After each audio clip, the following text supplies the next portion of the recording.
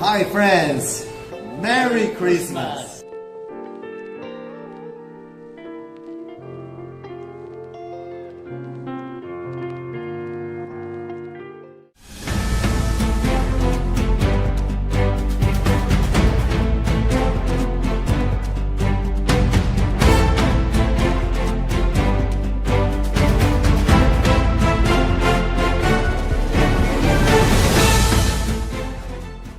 又来到308高地，每个礼拜四的晚上7点半，我们会更新集数哈。在308高地，我们以台湾为中心，关心着台湾相关的地缘政治、军事外交，或者是与台湾安全相关的议题。那每一集我们都邀请到好朋友、专家来这边，用他们的角度来破题。也许在308高地，我们也许没法谈得很全面或者够深入，但透过这些议题的导入呢，可以让不管你是在台湾或者在其他的国家，当你关心的这个区域的安全或台湾的相关议题的时候，可以得到一点点像窗户一样，可以看到这个世界哈。那我们308高地呢，每个礼拜四播出，那也希望你现在不管是透过三立的94要客诉，我们要谢谢三立提供这么好的棚哈，而且还跟我们联播。如果你经过三立94要客诉看到我们，记得搜索一下308高地。订阅、按赞、分享、开启小铃铛，你的订阅会让我们得到很大的鼓励。你的订阅也可以让更多人接触到我们的频道。那也谢谢敬天电视台也同时跟我们联播。而在我们播出的时候，所有的抖内，所有你捐出来的款项，我们分毫都不会拿来用在节目里面，全数留在账户里。等到国军弟兄姐妹因为演训或任务发生了我们不想看到的事情的时候，我们会全数把它用在上面哈。也谢谢方老板哈，这个统一数位，我要看一下，统一数位，对，他是一个翻译专家哈，他每个月都协助我们赞助我们这一个摄影棚的需求，特别谢谢方大哥。那今天我们邀请到的来宾，我们要改成英文模式，English version。Yes. So, I'm so happy to have these two friends join our program, discuss issue related to Taiwan security or defense. They are truly experts in this category. First, Tony Hu, former Pentagon official in charge of China and Taiwan affairs, former general manager of Raytheon Taiwan, and he's my old friend. Some people think he is Taiwanese. I think he is, but actually he is American. So Tony, say hello to my audience, my everybody. friends here. Okay, my second guest here is Uncle Topher. He is my neighbor. He lives in Kaohsiung. I live in Tainan. Just a street, a river separates us. U.S. Army veteran, Iraq War participant, and YouTuber Uncle Topher. Try to subscribe his channel. And sometimes he's a little bit lazy to renew. Sometimes. Usually. So Topher, say hello to our friends here. Hey, thanks for watching. Don't forget to hit the like. Okay, so now it's English version. I hope my limited English ability won't sabotage the discuss here. So over past few years, the conversation about Taiwan has fundamentally changed. We've moved from talking about platform to talking about systems, from deterrence by punishment to denial by design. And in Washington, D.C., the first island chain is no longer a map. It's a defense architecture. And Taiwan is no longer seen only as a front line, but as a critical node in United States strategy, technology security, and industrial resilience. So tonight we are asking simple but a serious question. Under the United States strategic shift toward peace through strength, what role is Taiwan actually expected to play? Not politically, but operationally. Not symbolically, but structurally. So from denial defense and unmanned system to arms packages, supply chain, and internal resilience, this is about how war prevention is being redesigned in real time. So let's get into it. That's my opening. It's good? That's a great job. Yeah. Great. Yeah. AI do help. Yeah. So our first question is about a shift. Right. A lot of people say United States has shifted their weight of their strategy from Europe to Indo-Pacific region, from ideology to some, transactional, Right. Something like that. Right. So, what's your view as United States, shift? What's the shift? What's the original strategy focus? So maybe we start with Tony. You are officer here. Well, I think if we looked at the new national security strategy, the main thing about shifting is the priority, where President Trump looked upon the Western Hemisphere, the Americas, North America, Central America, South America, as his number one priority, where he is placing importance on illegal immigration, securing the border down south, and also the illegal drugs that's coming in. So he's putting a lot more efforts into it, including shifting the entire carrier strike group to that region. So the shift is mainly how we prioritize stuff.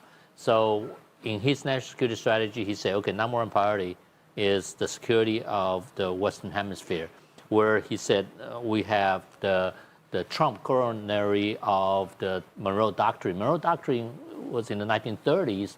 门罗主义、孤立主义。对他说 ，OK， the Americas 是由美国来控制，你们欧洲的国家其他的国家不准来。Okay, that's what Monroe Doctrine is about. So Trump is trying to say, okay, my version of my national security is restate the Monroe Doctrine, where 只有我 only me, only United States should have influence in this part of the world. So that's number one. Number two, priority in his national security strategy is Asia Pacific, where he wants to deter any war and keep open and free. Number three is support European allies.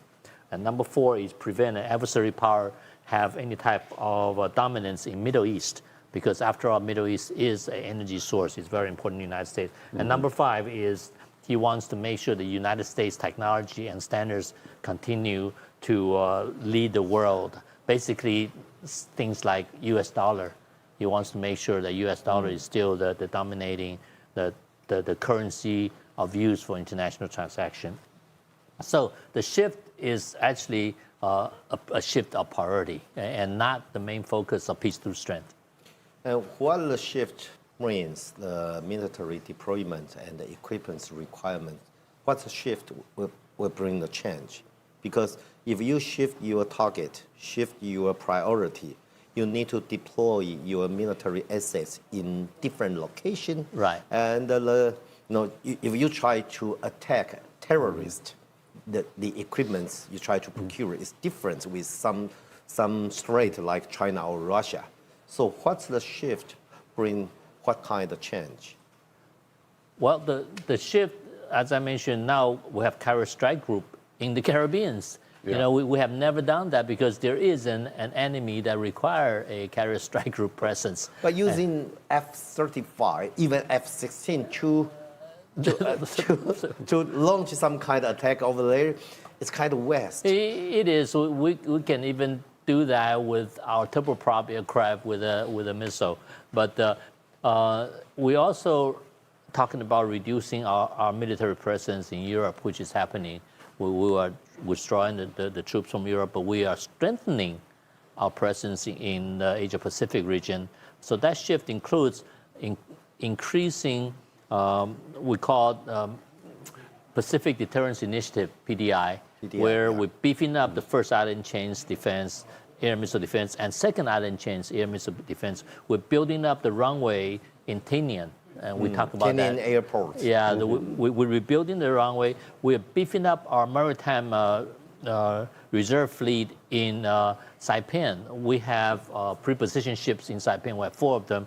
We're beefing them up, and we also are filling up the war reserve bunkers. Yeah. So these are the things that's tangible to the shift in priority, where we move forces to the Americas, and we're beefing up on number 2 priority, the Asia Pacific, to deter any trouble. Yeah. So if I reason this, the shift is happening. And the shift is change from forward presence to maybe illegal immigrants or drug.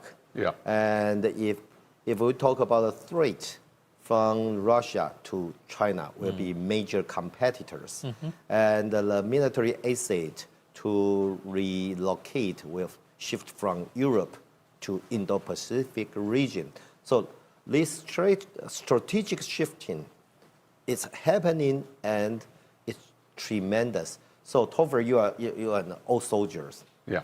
You know, sometimes strategy is far away from the real battle Right. to those soldiers, but you have battle experiences. So what's your point of view for this shift? I think it's indicative of how the Trump administration is shifting away from like the usual ideological speech of, we're spreading democracy, we're spreading freedom, and getting to more transactional. What people can say is more practical in some sense, but there's also a lot of criticism against that as well. Yeah. As far as Europe is concerned, NATO has been criticized quite a lot for not holding up their end of the bargain as far as defense spending is concerned. So they've been less than 2% of their budget into defense. And America is at a point under the Trump administration where they're saying, you can't expect us to bail out all of Europe and to potentially fight a war in the Pacific. That's just not going to happen. You're going to have to raise up your budgets and build your own factories again and rearm. I know United States have been discussing this with EU or NATO for a long time. And sometimes I have to give some credit to Trump. He is using the very effective way to persuade NATO. It is. Raise their defense budget. Well, you'd think an invasion of Ukraine against Russia, the whole reason NATO exists is because of Russia and the Soviet threat. Yeah. Right. You'd think that a land war in Europe would trigger a response, but even then it was too slow in many people's opinion. So I think that's one of the reasons that the shift is moving away from Europe, who are capable of defending themselves, and into the Indo-Pacific, which for America is much more valuable. So what I observe is, European, actually, they have enough resources to defend Europe. Oh, yeah. But they don't invest enough. I'd say that some of the countries there are doing actually a really good job. I think Poland is doing a fantastic job. They are building the largest army capacity in Europe now. Yeah, I'd say that France is doing okay, but I think like Germany is really hesitant to rearm and rebuild its military. Germany or some other country, they have enough resources, they have enough money, but they don't input to recruit enough soldiers to build enough equipment. Yeah. So Trump's way, special way to convince them or persuade them to do the reform, actually it works.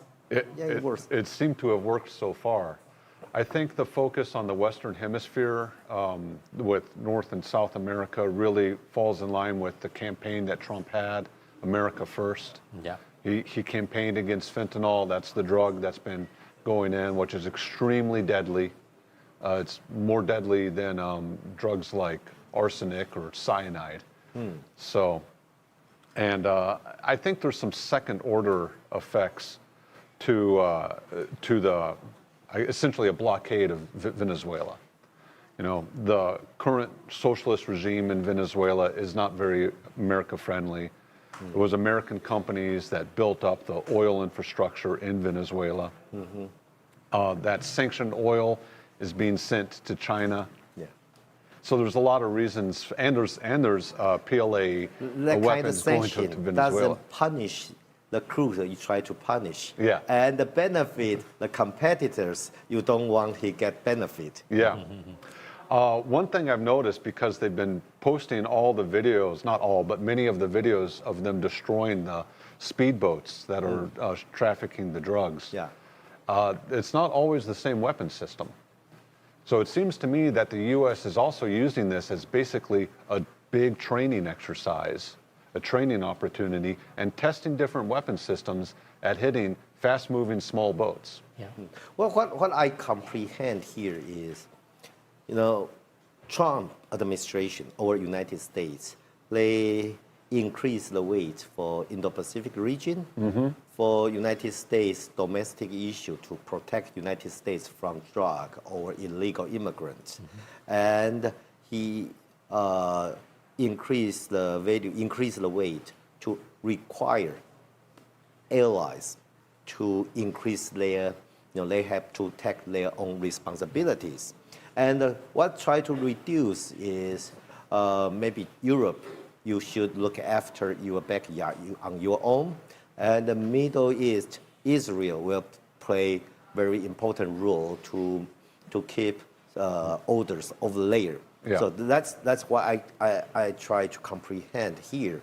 If that's correct, my question about this part is, this kind of shift will let damage or influence Taiwan's security or Taiwan national interest.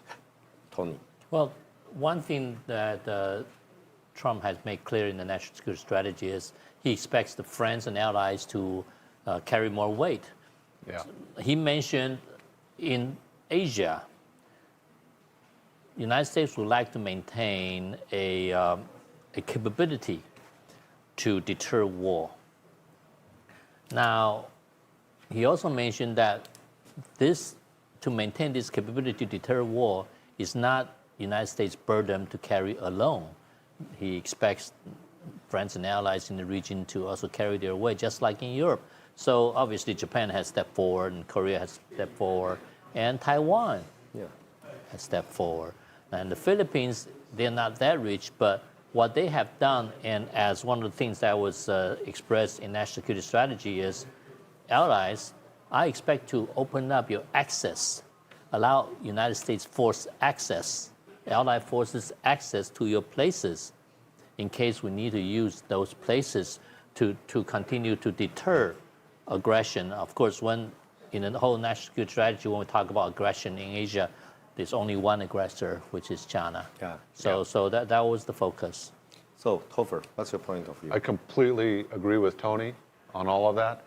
I would say that this is actually somewhat of an opportunity for Taiwan because it allows Taiwan to build up its own defense industry. And what we've learned in the war with Ukraine and as technology is developing, that autonomous weapon systems, drones, are getting extremely important. This is something that Taiwan is good at manufacturing. And the U.S. wants to separate itself from the China supply chain, right? They don't want the red supply chain, especially when it comes to defense and weapon systems. Taiwan is right there to fill that gap. Yeah, I add up this. I have several occasions to discuss this with our private section, industrial, those businessmen. I say, the Dajiang, how much they occupy in market share, that would means how much the opportunities you are going to have, because the delayed supply chain. Yeah. United States or Europe, they require those drones without China's capital or China component. So when Dajiang occupy a very large share of market shares, that means the opportunity is layered. Maybe in the past, compare the cost, China, they are so competitive, but their government, PLA, behind this, people worry about the sabotage. So once the major market like United States or Europe require those equipments you are going to supply cannot have any China component. That means opportunities for Taiwan, because Taiwan we are good at manufacturing things, and our costs are lower than Japan or those Western democracies. So that's our opportunities. So I echo your point of view. Yeah, I think it's a good opportunity for Taiwan. Yeah. So Tony said, United States want those partners or allies carry weights, share the burden. United States can be the captain to lead the deterrence to deter the aggressor. But as a partner, you should do your part. So Korea, they are increasing their defense budget. Japan, they double their defense budget. And even Philippines, they open up the access too. They increase 10% and open their access and their military base for allies use. And Australia, they increase their defense budget almost 9%. And Taiwan, we are going to increase our defense budget from 2.4 to beyond 3% of our GDP. And we are going to reach to the 5% of our GDP by 2030.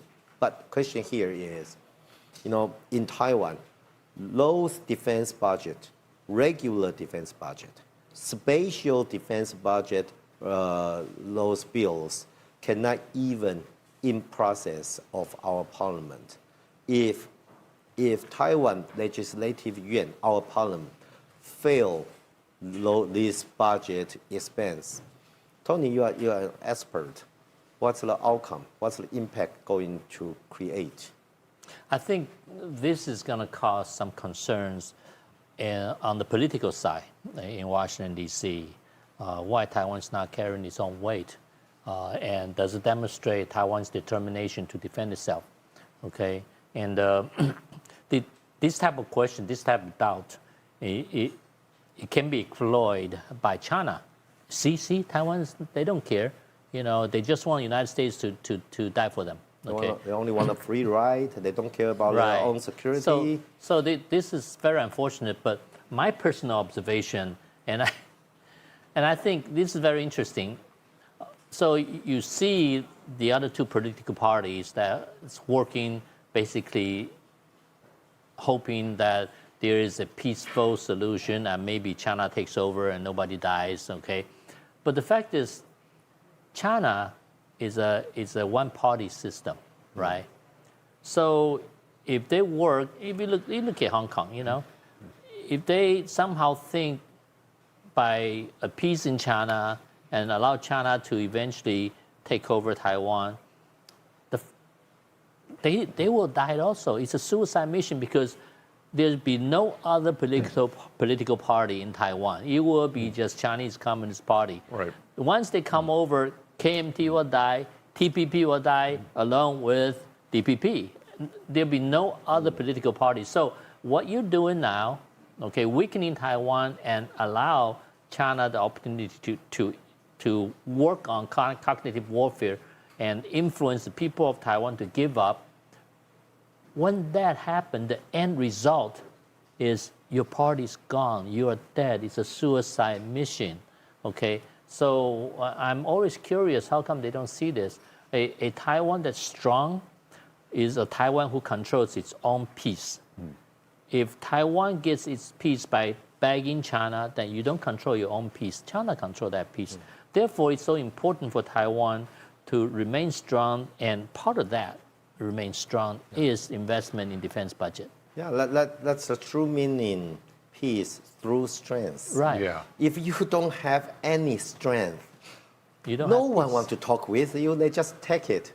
Yeah. And that kind of annexation to Yeah. Taiwan going to be strategy, because, you know, there are two kinds of peace. One is we strengthen our capability and join some kind of security network. Yeah, the alliance. Yeah, alliance and establish deterrence. Yeah. Make you afraid. They think not today. Today is not a good day to invade.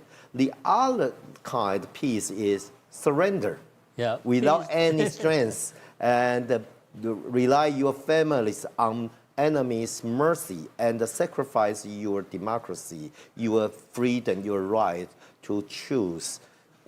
I don't want my son live in that kind of life. No. Yeah. So, well, I try to ask Topher. So, you are experts about, you know, you have better experiences. Now, we talk about a topic. United States want to establish a security network. Right. And Taiwan is the major top priority in this security network. Yeah. That's a good news to Taiwan. Mm-hmm. But you should carry your own weight. You should share the burden. So if in Taiwan, you know, elected parliament fail this budget, what's the outcome you expect? Well, first off, like Tony said, it signals to the whole world, to the U.S. and to China, that there is a weak commitment to defense in Taiwan, which is a terrible idea, because why would the U.S. invest its resources into defending an island that doesn't want to defend itself?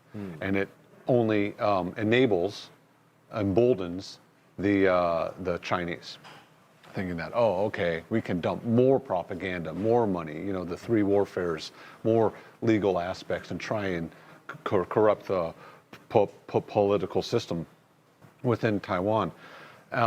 So really bad idea. The other aspect that I have two more aspects. The other one is that, like we said, this is a key opportunity in Taiwan. The technology is changing so rapidly with AI, with drones, with automated weapon systems and asymmetric warfare, and Taiwan has an awesome opportunity to take advantage of that and establish a strong defense industry here. Doesn't have to buy weapons from the United States every year. They can start to build their own. Yeah. Right?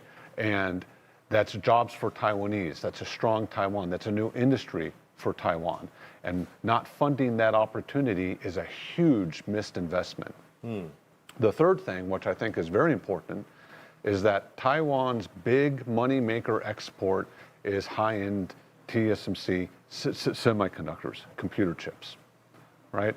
A lot of people don't understand that the supply chain for all these is very long. It comes from Europe, it comes from Japan, it comes from the United States, all these other countries. TSMC cannot build these chips without the support and the supply chain of the rest of these nations. Yeah.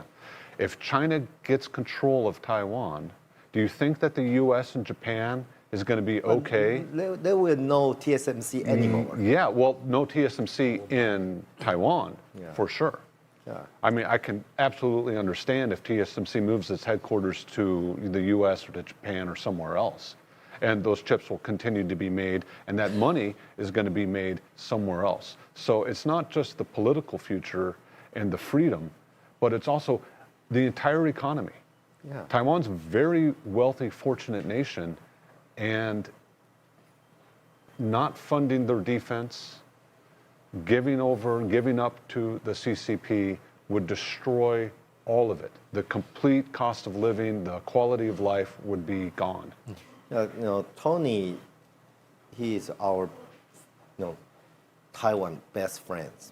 He helped Taiwan defense a lot for so many years. Thank you. Your words talk about, you know, some people dreamingly think take over peacefully. There's nothing like that. Once CCP, once Chinese communists take over Taiwan, there's no peace here. And no peace. You just mentioned maybe all these political party will be gone. I think that will be the smallest issue we should concern, because once China control Taiwan, our military those active military, 200,000 personnel. Our reservists, near 2 million. Those people who are capable to use weapons, they are capable to organize themselves. If you are Xi Jinping, if you were Xi Jinping, you were CCP, once you control Taiwan, you will try to make these people gone. Yeah, make them go away. Yeah. And another thing, I think some of this retired military member who's promoting China in Taiwan, they need to think about,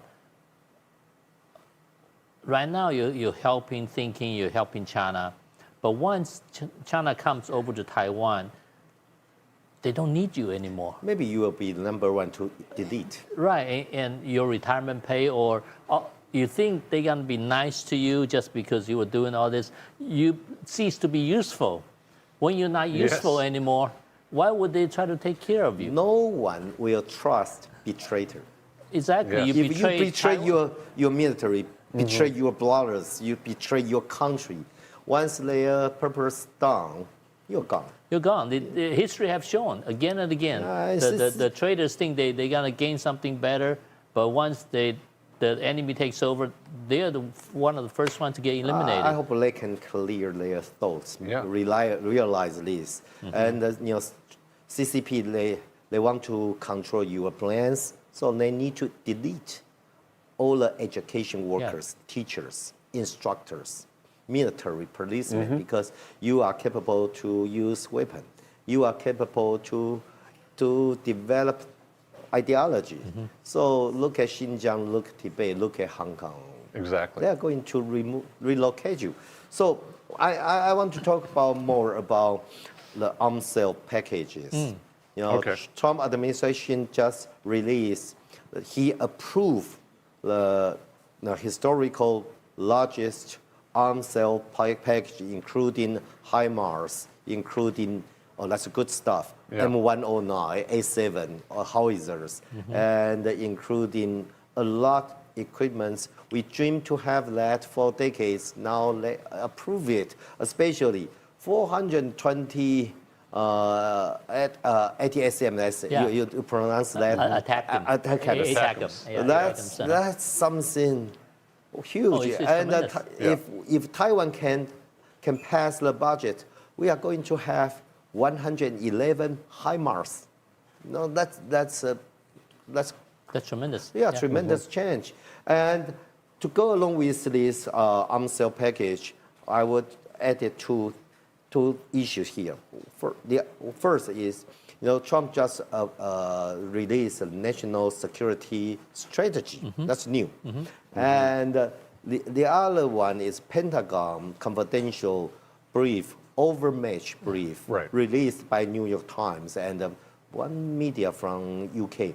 So these three issues, arms sale package to Taiwan, and overmatched brief that reveal if China launch full-scale invasion toward Taiwan and United States going to intervene that, and maybe going to be defeated by PLA.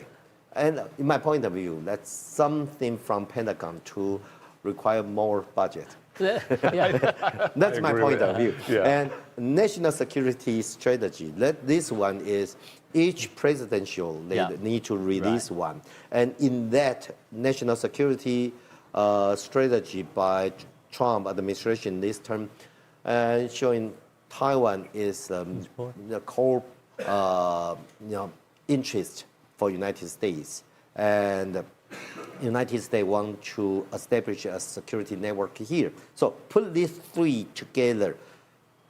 What's your point of view? Let me talk about the overmatch study first.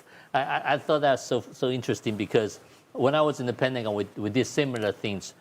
If you look at the overmatch report, when it came out and how it come out, okay? So usually when we need more budget, okay, we would do some kind of study before National Defense Authorization Act. because Congress The authorized timing. the timing is so important because that's when Congress give you The money. NDA is about money.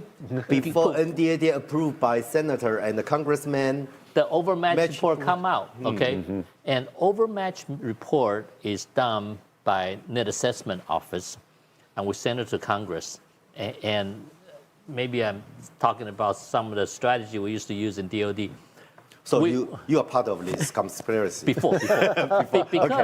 Because we know when we give to Congress, we say Congress is like a faucet. You give it to classified stuff, go leaked out because a staffer will say, hey, I know something secret. Let me tell you, newspaper. They do that. So we use that to our advantage, okay? We do that kind of report, classified, but it gets out to the newspaper. Washington Times is good for it every time. You come out, and then it gives pressure to Congress from the outside. And this time, it's New York Times. New York Yes. Times came out, and so Who going to buy New York Times? and, Opposite Yes. party. yeah, Yes. so we use that to pressure Congress for more money, okay? And usually the study is done how China got more ships, China got more airplanes. You have to show in the report how you come up with the result. We lose every time by saying China's got this million-man army, and we only have this much. So you use numbers, right? You use a lot of factors that justify the result. You don't use the factor like real combat capability, like combat experience, training, the synergy you get, and you don't bring allies and coalitions. It's just U.S. fighting alone, you know? So you come up with the result, oh, we are overmatched because they got more of everything, okay? We need more money. That's the overmatch report, okay? Arms sale, okay? This latest package, if we look at what's in it, it's Army stuff, right? Yes. It's Army-centric. Before we see air-centric, airplanes, missiles, Taiwan has a layered air and missile defense, as you know. Yes. Shown, right now, Tiangong 4, right? Patriot, Tiangong 3, 然后 NASAMS, right? Stingers and Phalanx, right? Yes. Layer. This current package give Army surface defense a layered approach, okay? Okay, air defense layer now is Surface to surface layers. Yeah. Surface defense, 300 kilometer, 150, 75 tow javelin, right? Makes sense. So you have the M109A7 with precision rounds. The reason why I believe M109A7 was delayed so many years because we couldn't get the precision rounds released, the Excalibur. At this time, Now Excalibur finally, Sweden say, okay. Approved. Otherwise, it's useless. The current Taiwan M109, it's okay.